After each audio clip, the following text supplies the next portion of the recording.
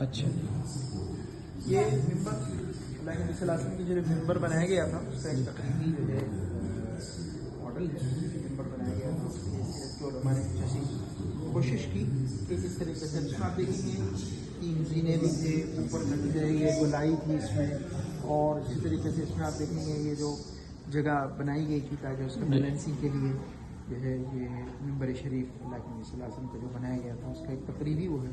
ابھی حجر شریفہ سے متعلق میں انشاءاللہ اندر تشریف لے چلیں.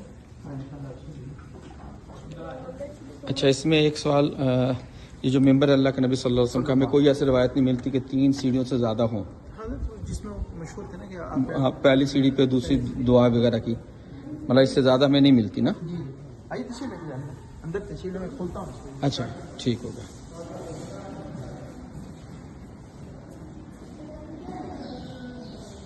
یہاں حجرہ شریف ہے، ہمارا گھر کا دل، عظیم گھر اور حجرہ شریف میں خوش آمدید. یہ نبی صلی اللہ علیہ وآلہ وسلم کا گھر ہے جس میں آپ کا جسد پاک مدفون ہے.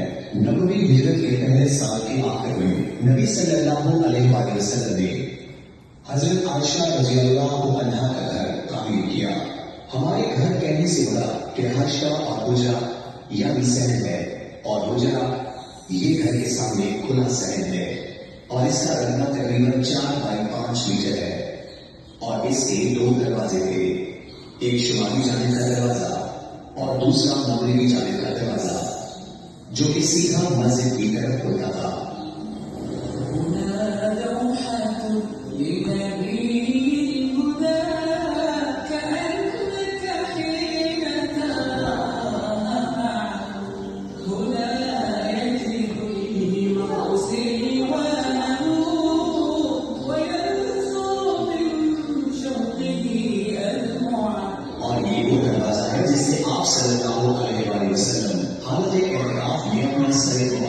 حضرت عائشہ رضی اللہ عنہا کے لیے کہتے تاکہ وہ آ کے باہر کو تبدیل کر دے، سوار دے اور خوشبو لگا دے.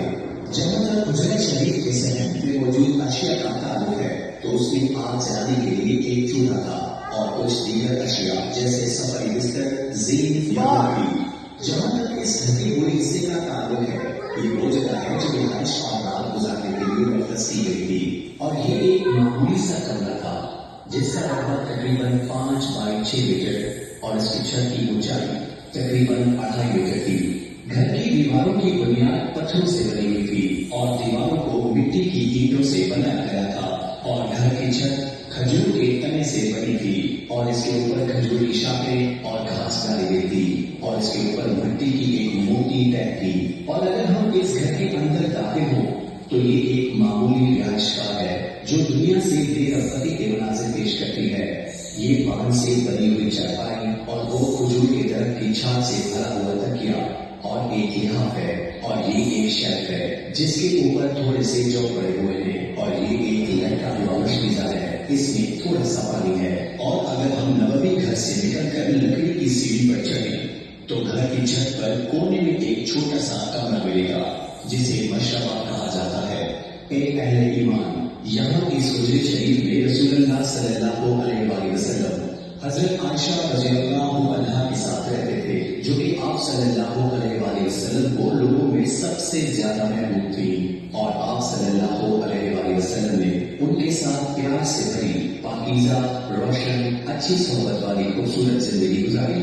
یہاں وہ ہستی رہتی تھی جس نے اپنے پیغام سے پوری دنیا کو روشن کیا اور دنیا کو اپنی لائی ہوئی شریعت کی سعادت بخشی. آپ صلی اللہ علیہ وآلہ وسلم نے اس مبارک گھر میں اپنی زندگی کے 9 سال گزارنے کے بعد وفات پائی، اور سیدہ عائشہ رضی اللہ عنہا کے سینے پر اپنا سر مبارک رکھ کر پاکیزہ سانسیں لی، اور آپ اس گھر میں دفن ہوئے، اور حضرت عائشہ رضی اللہ عنہا اسی گھر میں ٹھہری رہی. پھر 3 سال سے بھی کم عرصے کے بعد ان کے والد حضرت ابو بکر صدیق رضی اللہ عنہ کا انتقال ہو گیا، اور ان کے ساتھی یعنی نبی صلی اللہ علیہ وآلہ وسلم کے پاس دفن کیا گیا. حضرت عائشہ رضی اللہ عنہا نے اسی عجیب گھر میں باقی زندگی گزاری، اور انہوں نے قبروں پر ایک پردہ ڈال دیا. پھر تقریباً 10 سال بعد حضرت عمر بن خطاب رضی اللہ عنہ شہید ہوئے. آپ نے ان سے یعنی حضرت عائشہ رضی اللہ عنہ سے اجازت طلب کی تھی کہ کہ وہ اپنے ساتھیوں کے پاس دفن ہو تو انہوں نے اجازت دے دی. آپ رضی اللہ عنہ کو آپ کے ساتھیوں کے ساتھ دفن کر دیا گیا. حضرت عائشہ رضی اللہ عنہا نے اس جگہ کو اپنے گھر کے باقی حصے سے الگ کرتے ہوئے ایک دیوار بنا لی جس میں معزز کمرے ہیں اور اس طرح ایک کمرہ اپنی نماز اور عبادت کے لیے بنا لیا. آپ رضی اللہ عنہا کسی چھوٹے سے حصے میں نہیں جسے آپ نے اپنی پوری زندگی علم، تعلیم، تدریس اور پرورش کے لیے کھولے رکھا کیونکہ پوری دنیا سے مسلمان ام المومنین حضرت عائشہ رضی اللہ عنہا کو سلام کرنے اور ان سے علم حاصل کرنے آتے اور وفات تک ان کا یہی طرز عمل رہا.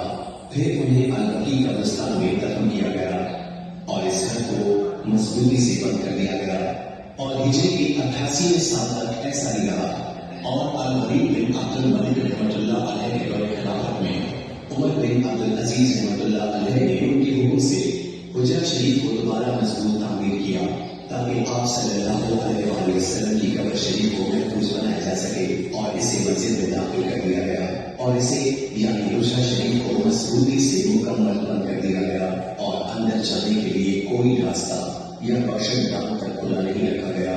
اور آپ رحمۃ اللہ علیہ یعنی عمر بن عبد العزیز نے باقی امہات المومنین کی حجرات بھی ان کے گھر والوں سے خرید دیے. پھر آپ رحمۃ اللہ علیہ نے قبروں کو مسجد سے الگ کرنے کے لیے مضبوط سے پتھروں کی 5 چوکی دیوار بنائی تاکہ لوگ قبروں کی طرف منہ کر کے نماز نہ پڑھیں. پھر سال گزرتے گئے اور مسلمانوں کے خلفائے راشدین اور ان کے حکمران رحمۃ اللہ نے حجرہ شریف اور اس کی دیکھ بھال اور اس کے تعمیری امور کا خاص اہتمام کیا. اور بے شک زائد اور قبر مبارک کے درمیان 3 رکاوٹیں ہیں. تعمیر کی جانے والی دیوار پھر اس کے چاروں طرف 5 کونے والی دیوار ہے اور اس کے اوپر چادر کا غلاف ہے. پھر عائشہ رضی اللہ عنہا کے گھر کی دیوار اس عظیم مسجد اور حجرے مبارک کی دیکھ بھال سعودی عرب کے دور حکومت میں اپنی عروج کو پہنچی. اللہ اس تعمیر سے ہو اور اس کی سلامتی اور ایمان کو قائم رکھے اور اس کی قیادت کو بہترین اجر سے نوازے. یہ ہے مسجد نبوی جس میں لاکھوں افراد سما سکتے ہیں اور وہ حجرہ شریف ہے جو دیکھنے والوں کو خوش کرتا ہے اور محبین کے دلوں کو روحان بخشتا ہے. خدا کی رحمتیں اور سلامتی ہو ان پر جو تمام جہانوں کے لیے رحمت بنا کر بھیجے گئے.